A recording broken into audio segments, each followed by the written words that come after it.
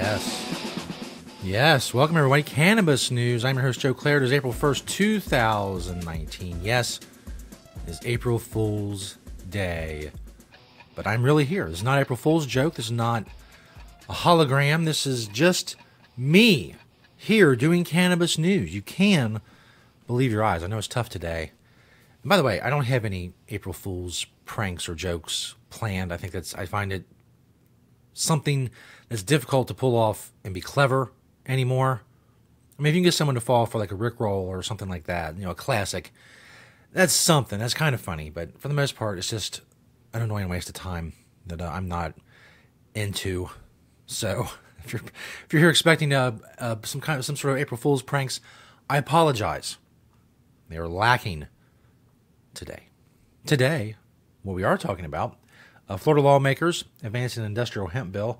Also, more on the closure, non-closure dance that's going on with dispensaries, a lot of dispensaries in Michigan. And also some doctors got together to tell us all that they're against marijuana legalization. And I asked the question that I always ask, why do I care? I don't know. Will I have an answer this time? I guess we have to wait and see. First, before we get to all that, Cannabis News is brought to you by NatureSide, nature-side.com, and their organic, all-natural pesticides. If you're growing cannabis in a state where it is legal, make sure you grow safe and poison-free. Make sure you're not using harmful chemicals on what you are growing. Don't be using banned pesticides and that sort of thing. Use NatureSide, nature-side.com, a proud sponsor of Cannabis News. Side is spelled C-I-D-E. Go check them out because they are awesome for more reasons other than just being our sponsor, but that's one of the main reasons. This first story by Jason Sander at marijuanatimes.org. Florida lawmakers advance industrial hemp bill. We haven't talked a lot about hemp. A lot of states around the country are getting together regulations, maybe starting up hemp pilot programs if they haven't already. If they have, they're getting together their regulations, what they're going to submit to the USDA and to get approved, on the federal level for federal regulations. There's a lot going on with it after the passage of the 2018 Farm Bill, which legalized hemp on a federal level. We talked a lot about that. Senator Mitch McConnell was one of the people instrumental in getting that pushed through. Usually legalization laws and regulations go from, you have hemp and then maybe some medical marijuana and then maybe some recreational marijuana. Well, now medical marijuana, the program is expanding in Florida. Recreational, they're still kind of working on getting it on the ballot or maybe through the legislature to get it on the ballot. But industrial hemp, they have nothing in Florida. They're hoping to change that. The Agricultural Committee of the Florida Senate recently advanced a bill that would allow farmers and other businesses to grow and sell industrial hemp in the Sunshine State. This is according to a report from the Orlando Sentinel.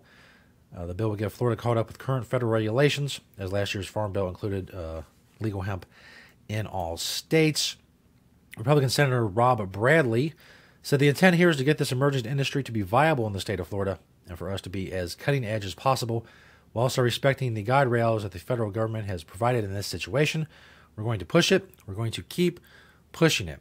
If you don't have an industrial hemp program yet, you're not really going to be cutting edge. I guess you could get to a point where you are cutting edge, but it's not going to be right now because other states have a rather large head start. States like Kentucky have been growing hemp since 2014, 2015. So they're, that's the cutting edge. Florida's back here somewhere with what they're doing. But it's good. It's a noble, a noble goal. I'm all for it. As I've often said, and I'm not the first person to point this out, obviously, whatever you have against recreational marijuana and you think it shouldn't be legal, none of those things apply to industrial hemp. The only argument left for industrial hemp that I see for it to remain illegal is that it confuses police officers and makes the prohibition of marijuana harder to enforce. Am I supposed to say, oh, well, that's a bad thing? No. If the prohibition of marijuana is harder to enforce, oh, well, I guess I'll just have to accept that awful side effect of industrial hemp legalization. I don't know. I think we might be able to withstand it. We just might. I just said there would be no April Fool's pranks. I didn't say that there would not be an excessive amount of sarcasm, which is present in just about every show. This next story from DetroitNews.com. Judge stops closure of 50 medical marijuana facilities again in the state. Obviously, we've been following the story for a while. the closure, non-closure, don't close, reopen, no, now you got to close kind of dance they've been doing between state regulators and medical marijuana dispensaries in Michigan continues. Roughly 50 medical marijuana facilities have been saved from the chopping block again. A Michigan Court of Claims judge has halted the state's most recent March 31st deadline for temporarily operating medical marijuana facilities to either obtain a license or close their doors. The order from Judge Stephen Borrello is the most recent in a string of overturned deadlines that has kept temporarily operating facilities waiting on a license open for more than a year. It's just, I mean, I don't know. I know I harp on how useless government is sometimes and how bad they are at doing things, but I didn't write this story. I don't make these things up. I don't cause these things. I just report on them. And I can't help but pointing out that it happens a lot. They're just not good at the things they're supposed to be doing. I'm sorry. I can't. There's nothing to do about that.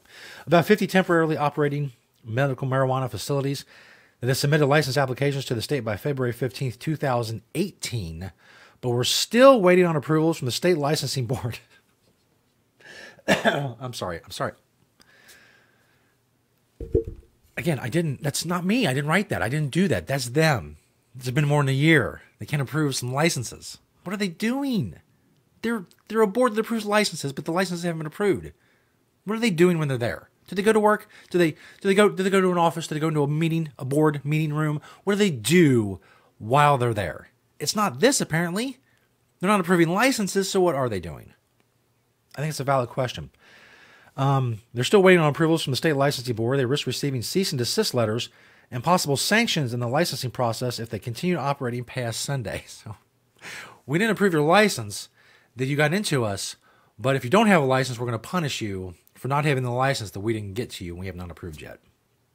Borrello's decision appears to have lifted that threat. This is basically what happens every time a deadline comes up. A judge says, well, no, you haven't approved their licenses, so you can't tell them to close and let them stay open, and they push another 3 months, and it's been happening for, well, as I said, over a year.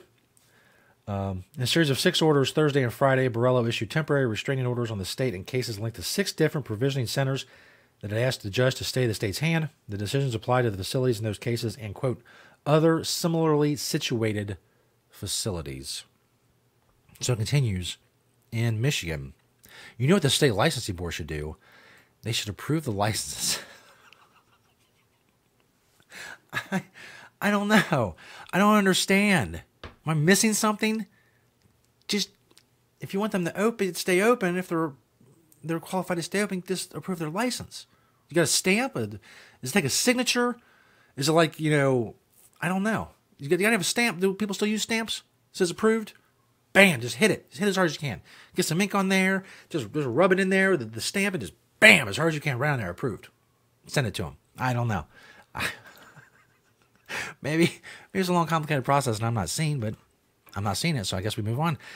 Doctors oppose legalizing marijuana in New York and 3 other states. This is from NewYorkPost.com. Groups representing doctors in New York, New Jersey, Connecticut, and Delaware released a rare joint statement Friday opposing the legalization of recreational marijuana in their states.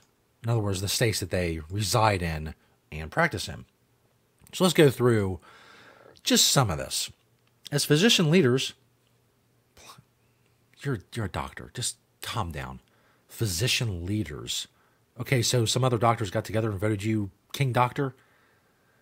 We agree as one voice that the legalization of recreational marijuana does not serve the best interest of our patients, nor will it serve the best interest of our states, the presidents of the 4 state medical marijuana societies said. So what? So what? Who cares?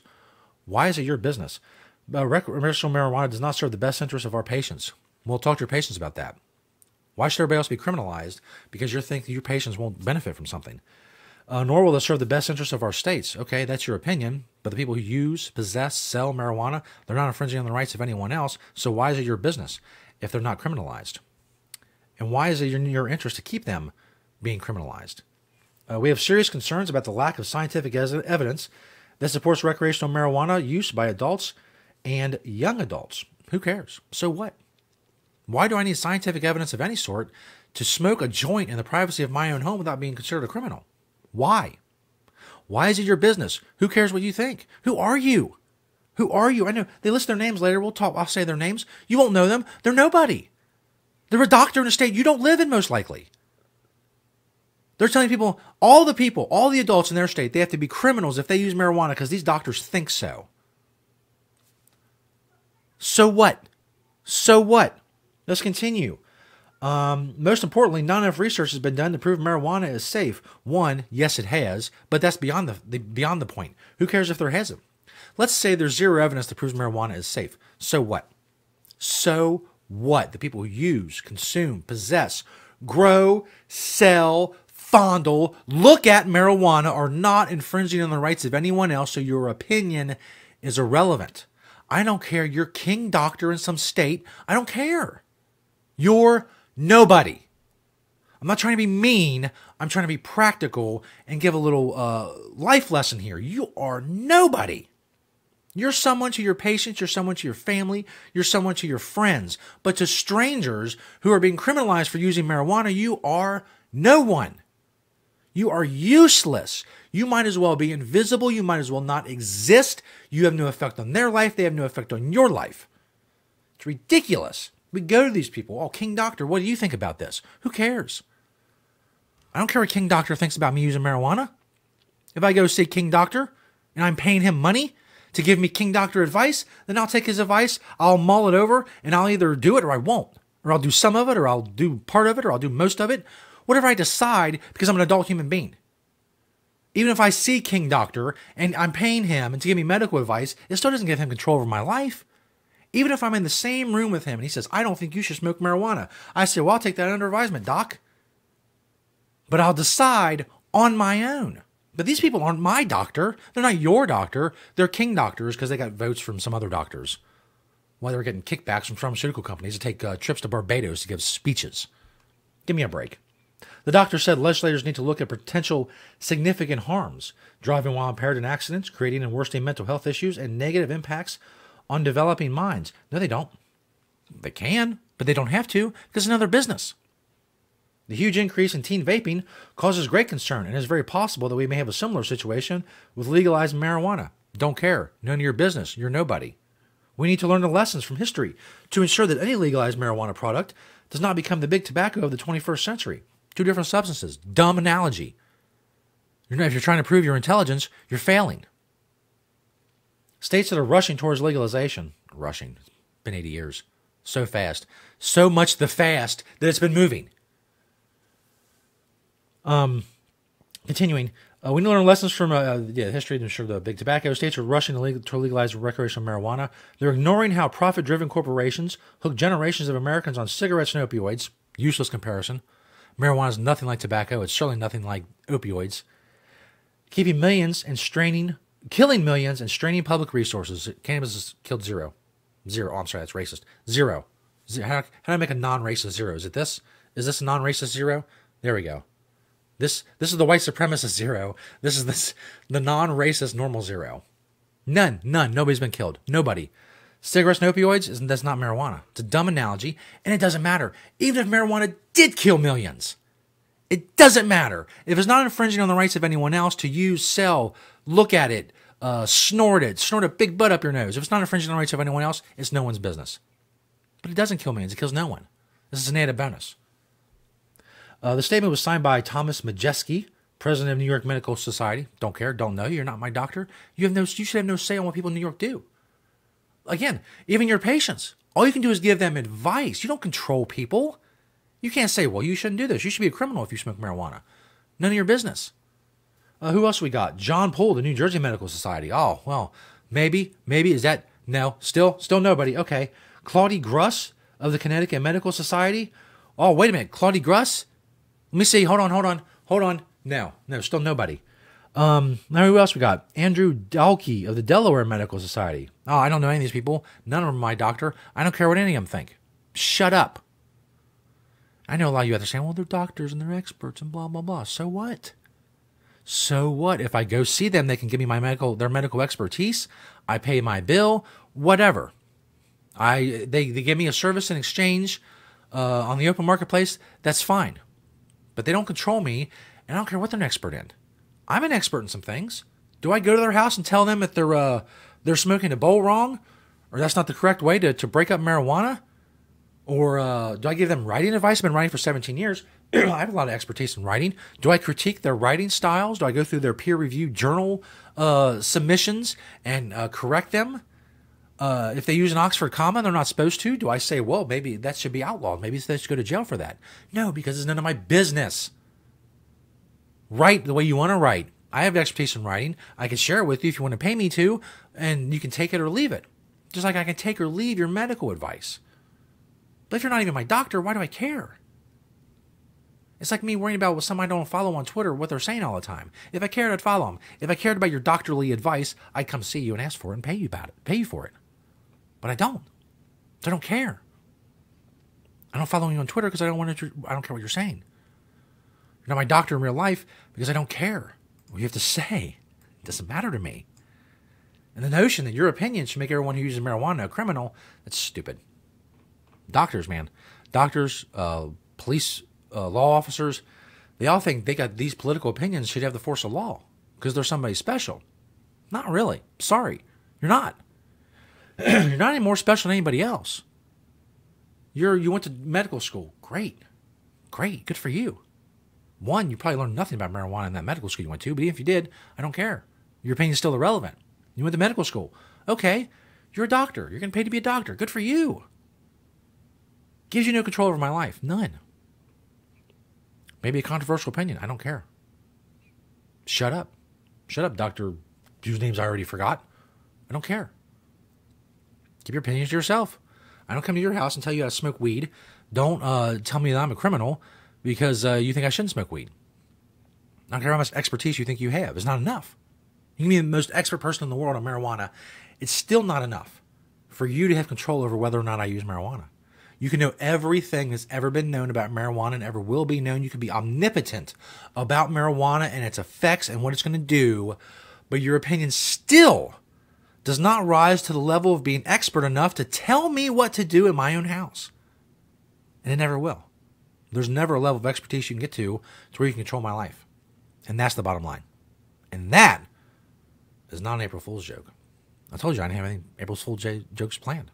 I had a lot of sarcasm, a lot of ranting, and now we're done. Thanks, everybody, for checking us out here on Cannabis News.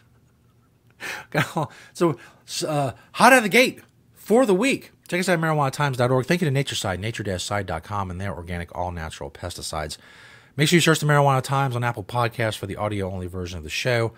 We're up over 2,000 subscribers now on YouTube. Go check us out on there. Search the Marijuana Times. Click the little notification bell to make sure you know when a new episode of Cannabis News has dropped. Thanks for watching and listening today. And we'll see you next time right here on Cannabis News.